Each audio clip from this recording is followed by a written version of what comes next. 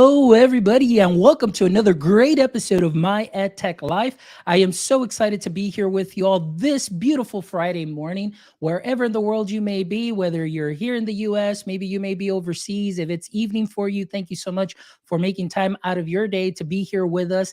And as always, my friends, from the bottom of my heart, I truly and sincerely mean this every time I let you guys know is thank you. Thank you so much for making My EdTech Life what it is today. I really appreciate all of your support. Thank you so much for sharing our episodes, for sharing our clips, for even just going to our merch store and supporting our mission and our vision for connecting educators, education professionals, and creators one show at a time. And today I am really excited because as we're getting ready to start a new school year, we're always looking to see what we can do better each and every day to start, the school year. 1% better maybe each year, whatever the case is. Today, we're going to have a great conversation. Today, I have Ian Siegel, who's going to be joining us, and we're going to be talking about student learning. And he has an amazing story as to how student learns, and he has an amazing perspective. He has a book out too as well. And when I got to meet with him a couple of days ago and talk to him, I was like, we definitely need to share this story because, we would definitely get a lot of gems from here that we can sprinkle onto what we are already doing great. So thank you guys so much for joining us live. If you are joining us on all our platforms, let us know where you're joining us from. We'll be happy to take any questions and comments too as well. But let's go ahead and get the show started. Ian, how are you this morning? Fawn's doing great. Thank you so much for having me. I'm excited to be on the program. I appreciate it. Excellent. Ian, I am really excited. Like I just mentioned to you right now, when we took that call, what was it? Was it yesterday or the day before? I can't even remember. My days are Two a days blur. ago, I 2 days swear. Yeah, ago, no, yeah. but it was just amazing. And in just those like 10, 15 minutes, I was like, yes, this is going to be a great conversation because you have an amazing story, an amazing experience. And you're really taking that to a whole other level. So before we get into that superhero origin story, which is one of my favorite segments here in our show that we do, can you just give us a brief introduction and your context in education? Sure. I'm the CEO of Streamlined Learning. We are a tutoring group based out of Baltimore and DC, and we're spreading across the nation. We do remote tutoring, and I am an author of the Tutor Bible, Learning to Learn Again. My number one mission is to unlock the brilliant learner in every student, which is part of my baseline philosophy about how I see education. Oh, that is wonderful. And see, and I love that, even just the title and just your mission, like you said, unlocking the learner within. And that's something that is very important. And it really speaks and resonates with me because that's something that my goal was always to do that with my learning community, my students that I have there. So I'm really excited about what you have to share today. So let's go ahead and dive in. And like this first segment is one that I just love. So that way our audience members can get to know our guests a little bit more and make those connections. And, it's that superhero origin story. Everybody that's here that gets invited to Maya Tech Live, I always love to hear their story. So I just want to ask, Ian, was education something that you always wanted to do, or was it something that you kind of actually just maybe might have fallen into and then just your love of education grew from there? So tell us a little bit about how all this started. Fonz, thanks so much. I would say it was really exciting to hear a little bit about your background story before we started, and how you brought in elements of sales into the way you thought about education, the way that you kind of thought about your classroom and engaging with students and really selling them on learning something. It's an act of persuasion, and I think I had a kind of similar origin story in the sense that before I kind of fell into what I'll explain in a moment, I thought I was going to be a writer, and I do think that that's an act of persuasion.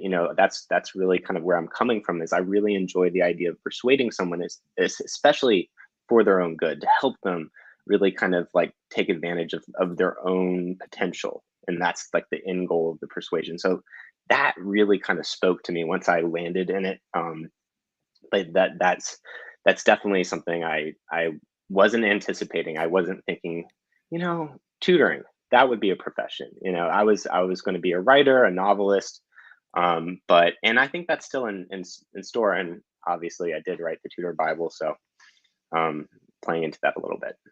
There you go. That's excellent. So, but yeah, you're absolutely right. And like you said, those two worlds did, kind of reconcile in the persuasion and in the sales and things of that sort. And, one of the things that I learned and from a previous guest too, is that oftentimes uh, teachers that may not go through the traditional, college of ed and then come into education, we definitely bring in like a different perspective and a different light. And I guess because of the marketing background, it's more like quickly think on your feet. And like, that's why I always mention, it's like improvise, adapt, and overcome. Like that's what we got to do in sales. We got to make sure we get that ready to go.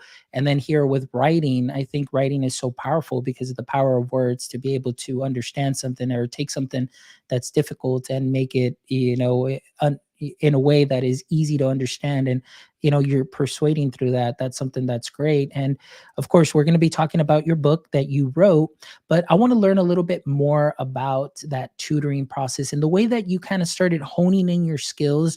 And then you said, wait a minute, like this is something that I never thought of before, or something that was just like, wow, that light bulb moment. And now let me take it up to that next level. So I know you shared a story with me when we were on the call about 2 days ago. So if you can share a little bit about that, that would be Absolutely, phenomenal. absolutely, happy to. So imagine, put yourself in kind of Silicon Valley around the time of Steve Jobs' death. That's when I had graduated from Vanderbilt, and I had found myself there in Palo Alto, joining an education consulting firm, which is a fancy term for just a very high-end tutoring company that works for largely with a bunch of students of you know tech investors, early investors in Facebook, all that. So very kind of intense situation that I found. In that, I think in that atmosphere, I felt that a lot of parents kind of wanted their child to be the next Steve Jobs, and and because of that, parents were far more willing to experiment with tutoring as a potential way to really elevate their students into the next stratosphere in terms of their education. So my boss at the time really kind of took advantage of that idea and the fact that a lot of these parents went to, Harvard Business School, Stanford Business School, are very high achieving, and their students might have not have the same ambitions. So there was like a large gap between expectations. So it was kind of like it was an interesting experience because it was both a situation where tutors could really like grow, because I think there's nothing that can replace experience and development as a tutor.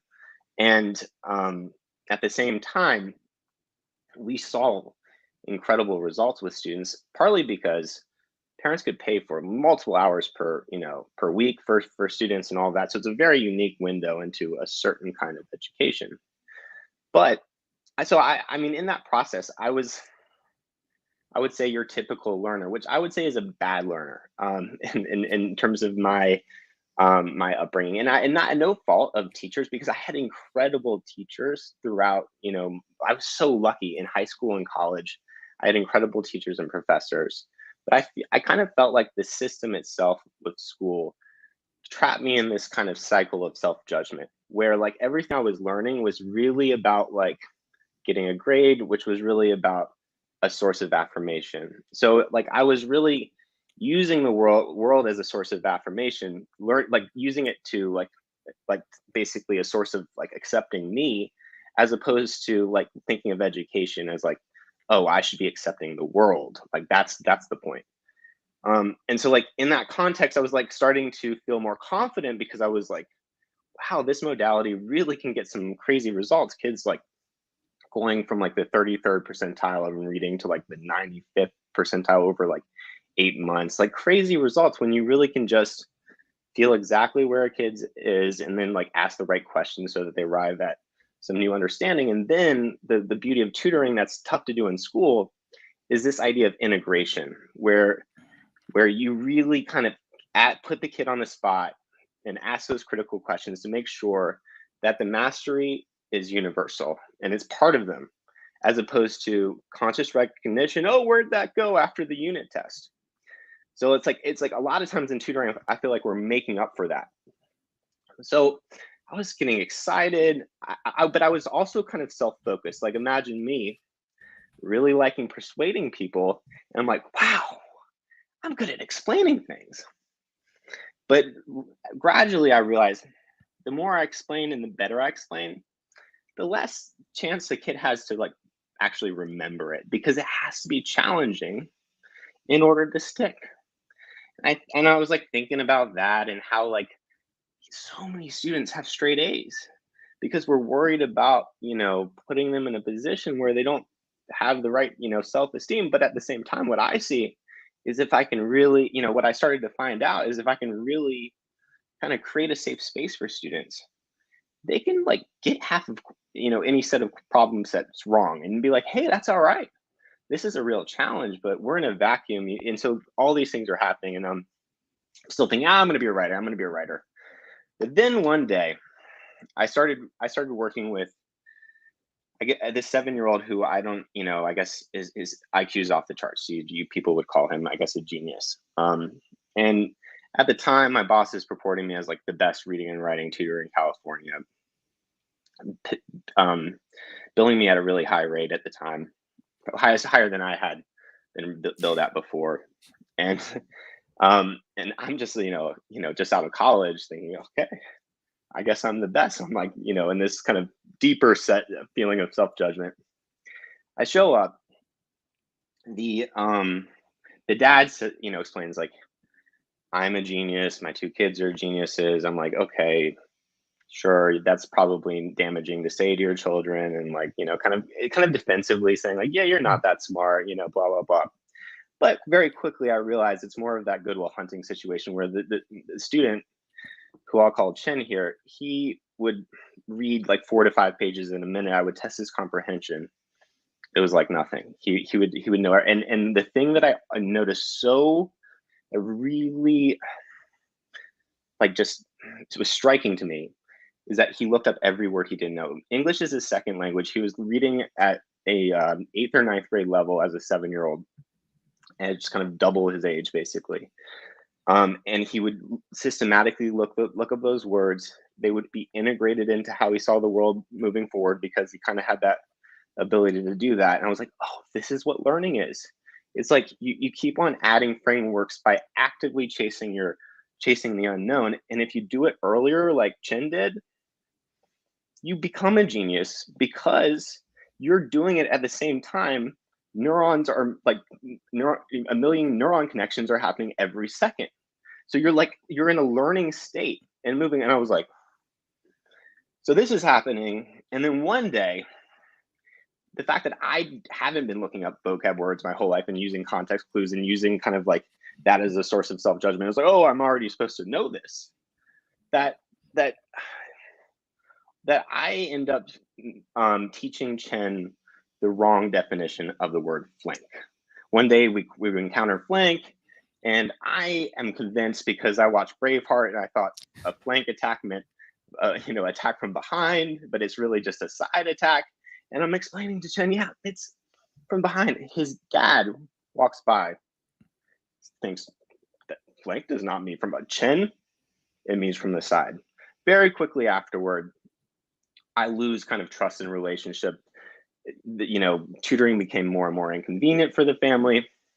And I know this is kind of like this crazy experience that like most teachers are like, why are you even talking about this? Because that kid needs no help. And this is, this is like this strange thing where they're paying a lot of money and all of this. And like, what's the point? But I think the point for me was just like, this was a lesson about what learning really is about. Chasing the unknown, recognizing that I wasn't really in a state to be learning at that time before that, but that session itself like helped me learn at a dramatic level in a way that is kind of hard in a classroom. It's that one-on-one relationship, that bi-directional kind of exchange of knowledge, exchange of perspectives was like, there was this like diffusion that could happen. And for me, it was all like 90% me. Afterward, it became, the flip when I really started to pay more attention to the students in front of me and less about me. And I feel like that is kind of the growth of a real learner, is to first be self-aware and then to really be aware of the other and to learn from the other. And that's my whole philosophy, is in that I think really works with tutoring.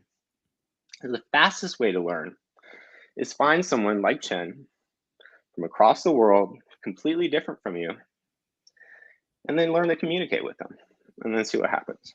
Yeah. I think I tutoring is a really great example for, of how to do that. And it transformed me, how I thought about learning. And I stopped being, a piece of crap learner who was just kind of looking for things that already like proved what I already knew. Yeah. And you know what, Ian, you hit on so many things that I kind of want to come back to and dive into Sure. because of my personal experience too as well, because like you said, you yourself found out that now you were in a state of learning. And so myself, like what really resonated also, again, going from where I previously worked at to where I now am in charge of 30, it was three rotations of 30 high school students, and not knowing, like pedagogy and things of that sort, but just really having to learn. But the main thing was building that relationship, like you said, and understanding how everybody learns, and not everybody's going to learn the exact same way. So I mean, being in that classroom really heightened my senses and really heightened my self perspective, and saying like, wait a minute, like I need to learn how to do this, and I need to change things up for this, rather than just say, nope, this is the way it's always going to be done. This is the way that I learned it. So this is the way you have to learn it.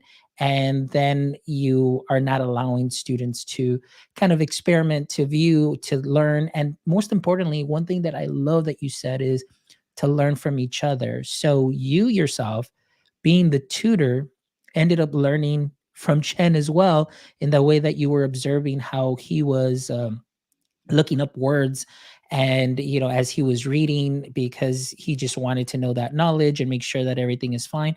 And I think oftentimes, because of the speed and so much that has to be covered in curriculum, Mm, many times in a classroom setting, we don't allow enough time for a student to properly use a dictionary. And the sad reality of this is that in my years as an educator, I have never seen a teacher actually show how to use a dictionary to a student in a proper way, or even use it while they are testing. It's usually the dictionaries just sit on the shelf for the whole year.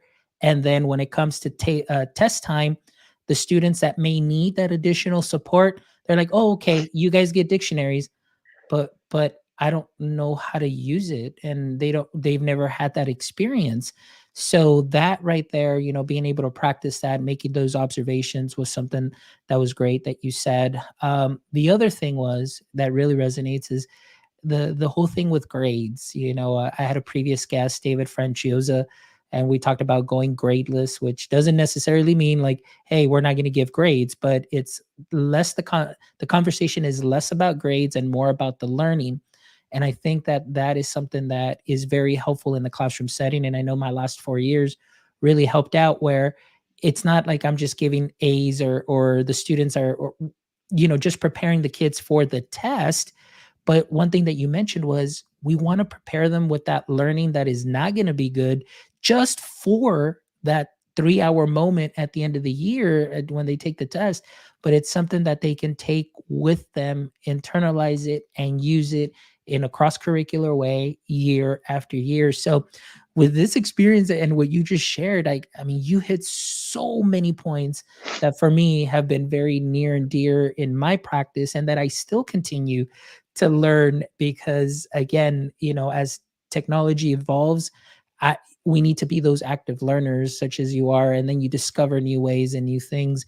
So now, like, you had that experience with Chen, you had that experience with his family, and then that kind of put you in a, whoa, like, maybe I'm not as good as I thought I was, or doing things maybe the right way, but that pushed you to continue to move forward and to learn. And then obviously you went into writing this book. So tell me a little bit about how that evolved from that experience, and the main takeaways that you said, okay, I've got something here that I need to share with the world. absolutely. So I would say that learning about learning requires an even greater level of openness than just learning at some level. So because, for example, for me enamored with my ability to explain things really well helped me think that, oh wow, I should really focus on this because this is what's really making a difference for students. Little did I know, when I actually started to like have a less ego driven kind of approach to education, I started to realize that the thing that made me really special and effective as a tutor was something far more simpler, something that I got from my mom, which is just unconditional acceptance, unconditional love. I just like, I don't like, I guess I just exude it because when I work with students, I'm like, there is no judgment. What are you doing? It's like all of that you're feeling is all you on, toward yourself. I see incredible potential here. And I like, and I, if I can just get you to accept yourself and not go like this, worrying about like how you need to control something or escape something, then and just like be present, life, you're going to do great. And so I think like that's a major takeaway, is helping students learn at their pace, because people spend so much cognitive time thinking about past and future, projecting themselves both ways.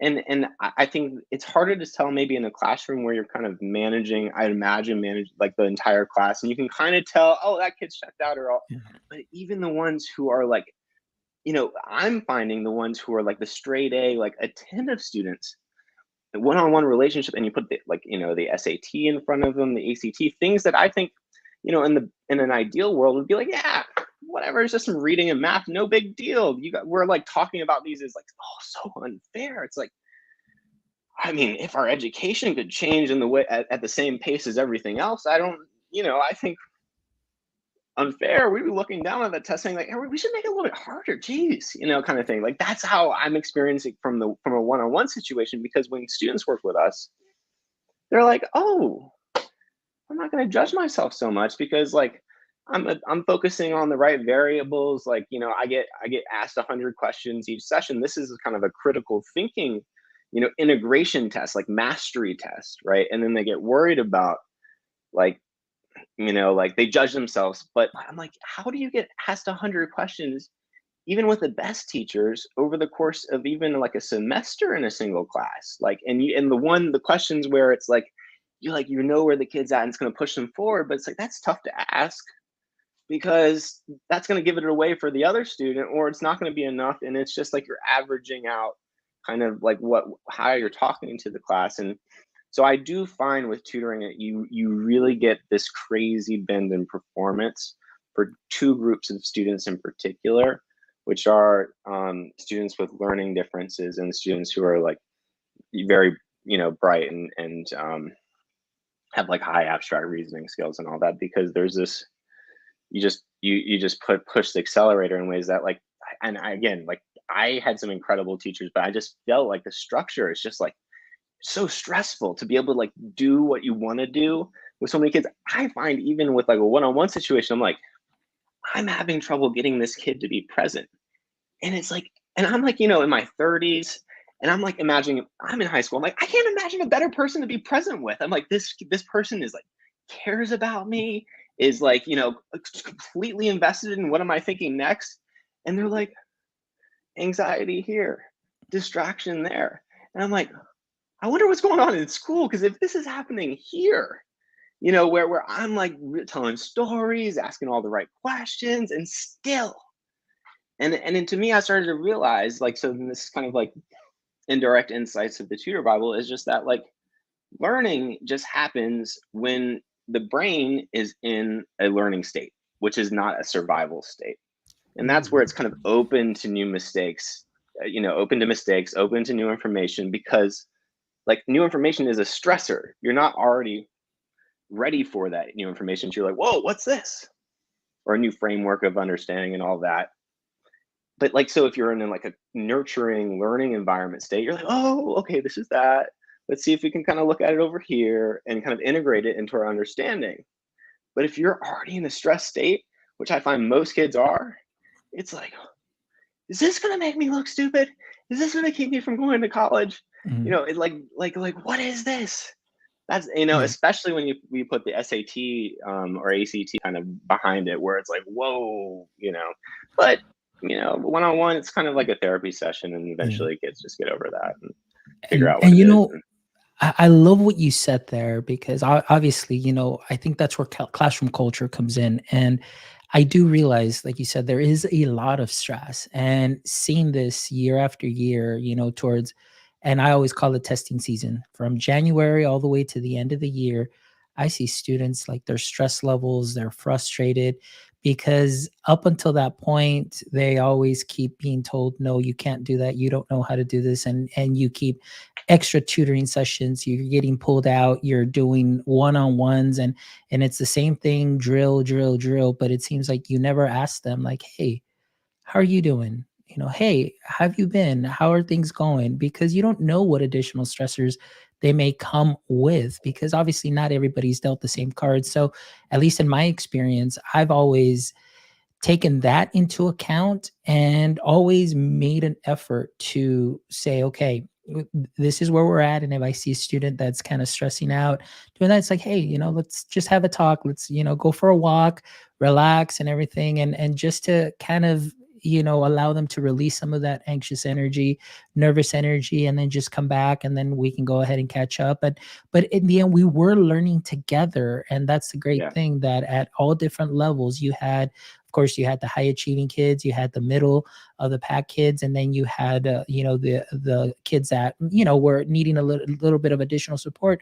But like you said, being in a no judgment zone, creating that classroom environment, that psychological safety.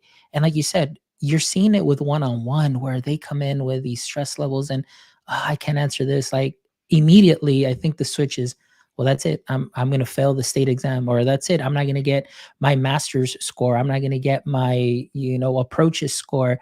And then what happens is they know in their mind that we've programmed them that they're a number or they're a color, and it's like, oh great, like I went from green to yellow, now I went from yellow to red. And I don't know yeah, where this additional stress came from. Well, I kind of do know, but I think it's something that you said that puts them in survival mode. And that really hit me right now when you said that. Survival mode. They're trying to survive the year, just survive to get ready for this state exam, and yeah, then survive to go into the next year. And then if they don't do well, well, you're going to have to come in for some additional tutoring during summer school, or you know what, we're going to have to take an elective away so you can get these extra hours. And so then what are we doing to our kids? They're just going to live in this survival mode all the way yeah, through high school. And then they're just going to be not feeling well when they maybe not do well on a entrance exam or things of that sort. So like you said, I love that idea that as teachers, we need to make sure that our students are in that learning state. They're being nurtured. yeah, And like you said, it just becomes that session of, how are you? How's everything going? yeah. And let's just take this a little bit at a time. So yeah, it just really blows my mind that, that experience that you had with that one student really caused a change in you to be able to, 7 years old. That's it. That's it. Yeah. yeah, Just it's like that's what I think about. You know, like learning can really, you can change as a learner more in a, much faster in a one-on-one situation. I think about like, think about the image of, these fancy campuses where they're in like all these Ivy League schools and like all this massive investive investments in buildings and all this extracurricular stuff. And then you think of like, what about the swamp with Yoda? Like that's where Luke Skywalker learned. And I think like, and I really feel like that is where the transformation happens. You go to these places, and then school ends up, unfortunately, in a lot of places, being a place where you're proving what you already know, kind of showing off. It's like a theater kind of situation. Unfortunately, Fonz, I want to recruit you to be a tutor, because it sounds like you have, I feel like you would really enjoy the exponential impact that your, approach to education can have in that situation. Because it's like, I find that every investment that you put in, turns into, that output on the other end in a way that you don't always know in school, because I think like the odds are stacked against teachers. And because school, I think the institution is absorbing cultural realities that are stressing people out. And I think what's tough that I see, and this is outside looking in, is that each group, when stressed, parents, teachers, students, stresses the other group out a little bit more. Because when the students are in like a non-learning state, then the parents, like, because they're stressed out for one reason or the other, let's just say it's COVID. The parents are looking over their shoulder, and everyone's in this survival state. And what do you do in a survival state? You react based on what you already know. And that is not learning. And so each group, kind of really, I just feel like increasing stress, closer to pointing fingers, and it's being pulled into our our politics, where school is becoming the battleground. And I don't think it's like, and that's what's so tough about school, is it keeps on absorbing these other realities. It's like it's not safe from these other realities, and that's what's so tough, is because there's just so much kind of like top down. It's not an exchange of information where it's like, hey, I almost feel like and Chen is a good example that like we should be trying to learn from our students as much as our students are trying to learn from us. Oh, wow. And that, because that balance also implies this baseline level of acknowledgement. Hey, what you're bringing to the table is worth something, and I think because that is an education system that is more maternal, one where you're saying, hey, there's some space for you here. And I think there's something about like tutoring that can, like, come on, you're invited to the party. And I feel like a lot of kids are feeling squeezed out, and their parents are worried about them being squeezed out. And the teachers are saying like, I'm a great freaking teacher, and I don't know what's wrong with these kids, or something like that, right? Or just like, and I'm stressed out because of, and it's just tough because everyone's in a pretty defensive place, I guess, is what I'm saying. Yeah. And I, and that kind of survival thing in the education world. And it's like, I think we just have to be more open and talk openly about like, hey, like maybe kids should have a tutor, and maybe we should be switching school to be like, teachers switching to being tutors, and then kids doing way more playtime, way more just project-based learning, way less sitting in the classroom next to their best friend without the ability to like learn from their best friend, and instead like kind of learning an instruction manual. And then like, instead of like, hey, like, because I think like with tutoring, you simulate the situation where you need a wrench, and you see, let's see, does the student think wrench? And then do they know how to use the wrench? Right? And it's tough because school, my experience of it is like, here's your conjugations in Spanish. All right. Versus like, I get tutored in Spanish now, and I went from like learning Spanish my whole, college, high school, college, pretty good fluency in like a year with tutoring, kind of like, because it's that interchange of knowledge. And there's a reason, because I want to get closer to the person I'm talking to. I want to speak their language on every level, not just the literal one. Yeah. So I it's like, I'm excited by the possibilities. I think we have to be like, hey, we just spent all this money on COVID. What if we like thought of like, instead of like saying like, oh, I can blow up somebody by like putting more money into our military, how about investing in our kids so that they can blow your mind? Because I find that can happen very consistently with like, actually, and giving them space. Say, hey, you're here. Yeah. There's something brilliant about you. And I feel like kids are constantly struggling with this idea. Like, I know I'm special, but I have to kind of play by the rules here and be judged by them in the same exact way as everybody else. And I don't think it helps. No, and I agree with you on a lot of topics that you hit on right there, as far as that learning exchange, that community, the building, and a lot of things that you're saying is really the way that I modeled my classroom. And there's a lot of great teachers that do that, and they're highly effective. But what happens here is, like you're saying, like even now, like those students that are getting tutoring, it's more of just the drill and kill and an extension of what's already in the classroom, rather Yes. than like, hey, let's see if we can kind of get down to the root of what it is exactly that we're not understanding. Like, was it a foundational thing? Well, let's go back, and it's okay to go back and build a student up. We need to build up our learning community. We need to build up our teachers. We need to build up that and open up those conversations. But the one thing that I love that you said is, we need to listen to our students, and I've had several guests here, administrators. I've had wonderful teachers here. And the common thing that I hear them say also is that I ask my students for feedback.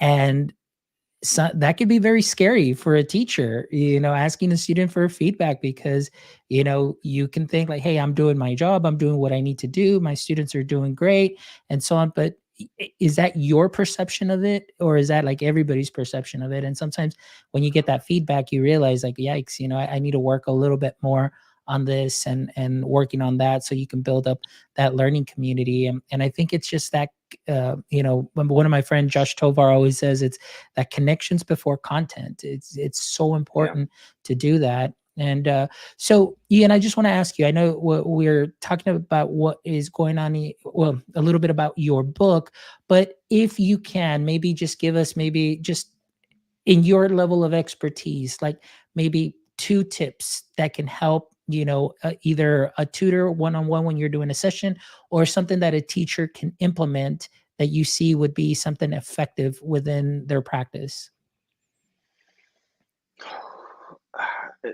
This first one is a little bit complicated, but it's I call it naming.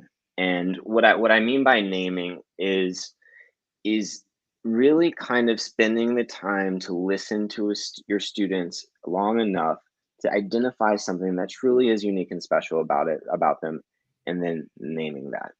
There's something that's so disarming about that acknowledgement that allows them to suddenly be in a state where they can learn, because they're like, oh, you know me, or you take it, you kind of, like in a different way, not just like hey, you're so good at, because I'm good at football because I care about football too, and just completely objective, this is special. That's it. I think that like taking the time to do that just does wonders if you just did it at the beginning of the school year, with each of your students, and just interview them or something like that. It would be worth the time, even if you give up like 5 classrooms to do it. So that would be number one, and then number two,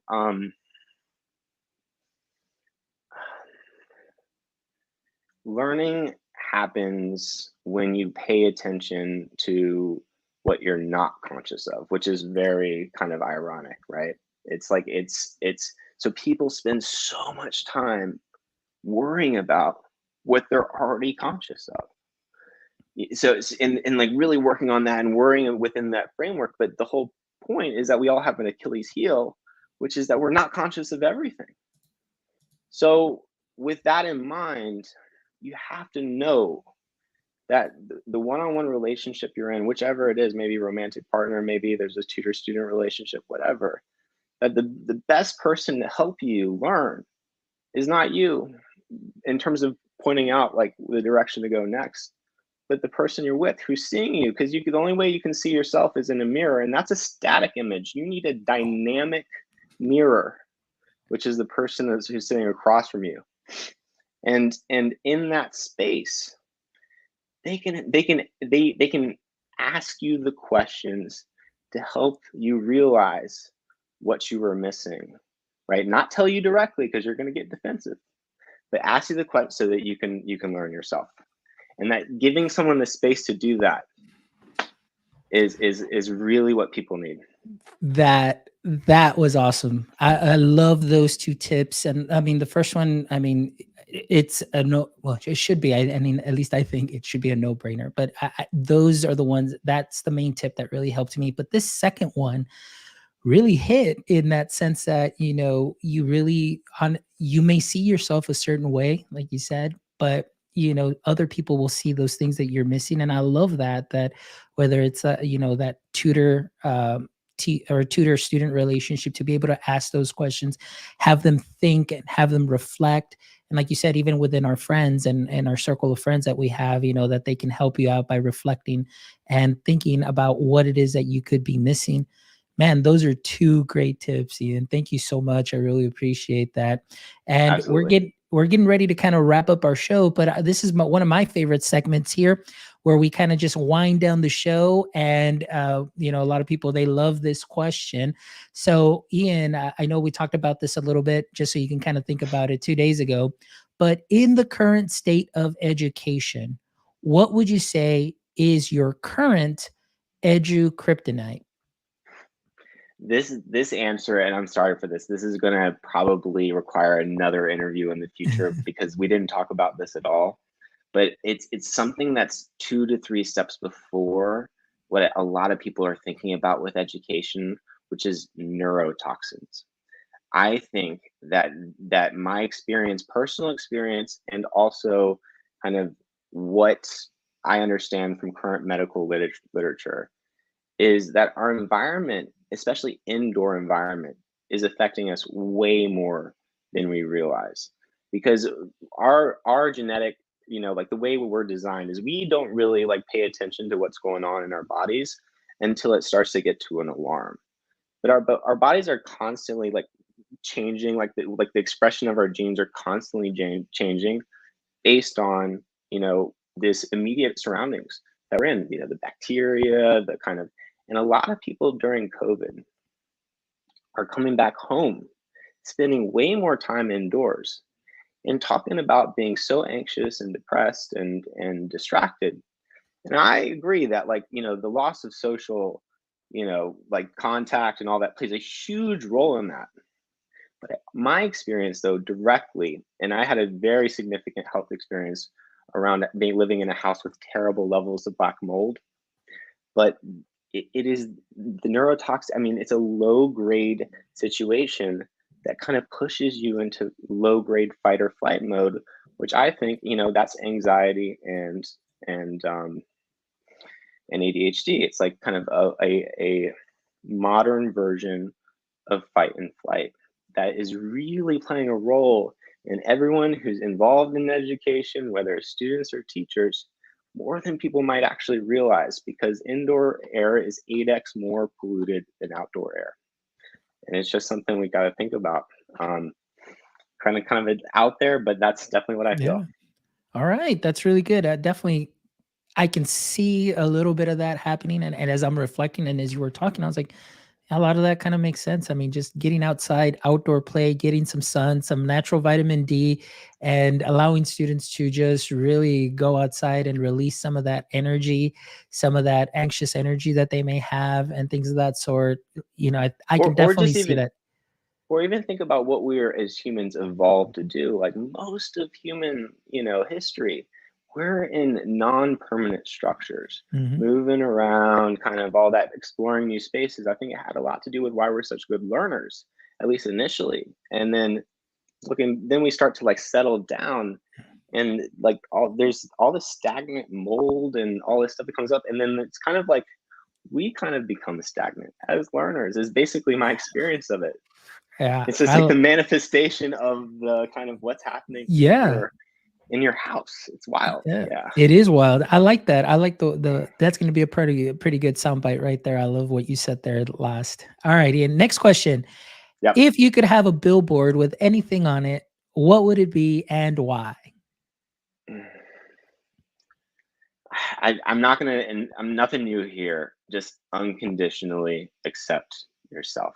It just allows you to focus on the other, because otherwise you're just worried about whether you're surviving, and you can't just reach, look outside of yourself and say, hey, this is what's going on with someone else. Once you accept yourself, it allows the other acceptance, which then allows you to know both yourself and the other, and that's the key to learning really fast. Excellent. Thank you. All right, Ian. Now let's say that the tables have turned and this was the Ian Siegel Streamlined podcast and I was your guest. What would be one question you'd like to ask me? I see. I got my good ones in early, but before the podcast even began, Mons, I noticed that you speak Spanish also. Is that Yes. right? How do you think, like, being bilingual, has that helped? Like, how do you think that's impacted the way you think about education, or the way that you think about people, how, the way you engage with people or anything like that? Like, I was just curious if that's played into kind of like, just being like thinking from both languages, and how that played into how you think about education. Yeah, I mean, I didn't learn English until I was in 2nd grade, and my experience, I always share this, even during my doctoral studies, because there are some classes where we talk about language and dual language and things of that sort. I must say that it was, for myself, remembering going back that far was very traumatic, just because Spanish was my first language.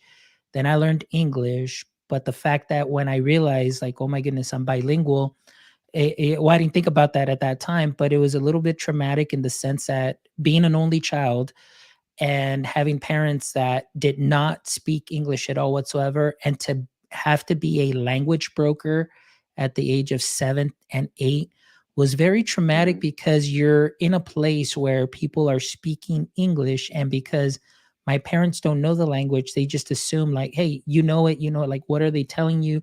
What are they telling me? mm, Or can you read these letters? And for me to read like a document, and like, what if I'm not even saying the right thing? What if I'm mm, saying something wrong? What if what I do causes, some harm in a way, like, maybe they didn't pay the bill on time or something like that. If I go yeah. back to that, it's very traumatic to me. And then also the fact that I remember with the assignment, I think, for my 2nd grade class was, read, to your parents for 20 minutes. And so I would have to go home and read to my parents, but my parents don't know anything, but I could just always remember them. And I still have that picture in my mind where they would sit in Mm, front of me in the chair, and I would be there reading to them. And I would just look up, and they're just sitting there just looking at me. And I always thought, like, what is it that they're thinking? Because they don't understand mm, what I'm saying.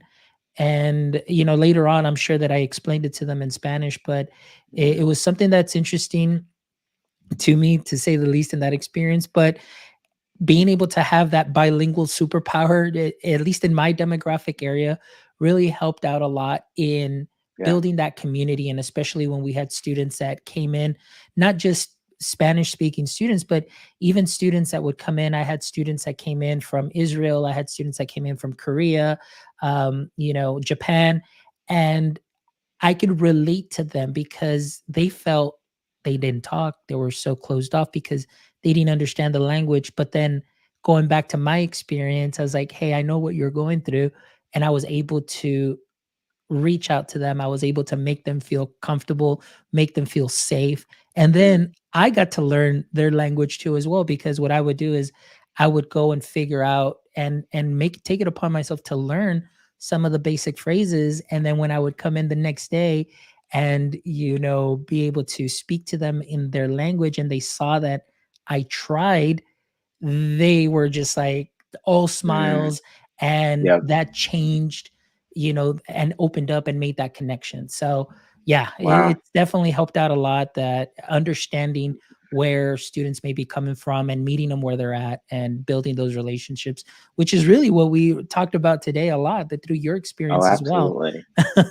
We should So, have yeah. flipped the interview, Fonz. That's incredible, an incredible story, and it just reminds me of that movie, Coda. Having being that girl who's an incredible singer, who's having deaf parents, and whose parents can't Yeah. recognize how beautiful this. I mean, it sounds like you're a great student. So it just, Yeah.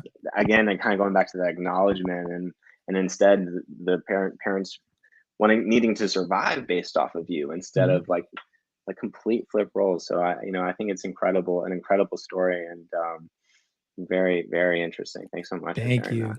Appreciate it, Yeah, Ian. Well, that was a great question. But Ian, thank you so much for your time. Thank you so much for sharing. And I really appreciate you taking the time to be here with us this morning and really sharing your passion. I know I took a lot of gems. I'm going to go back and revisit this episode, and I found some clips that I definitely want to share that I could probably share with my learning community too as well, because there was definitely a lot of great value to that. So something that we can continue to sprinkle on to what we are already doing great to continue to get 1% better each day. So Ian, thank you so much. Thank you so much for the passion that you bring to education. Thank you so much for being an outside the box thinker, or really just thank you for being honest about what it is that you're seeing, because sometimes honesty, we maybe tend not to listen to it a lot, but it's something refreshing that'll cause us to reflect and better our practice and see what we can do better for our students. Because in the end, I know that the ultimate goal, or hopefully the ultimate goal for education, is to better our students and prepare them for the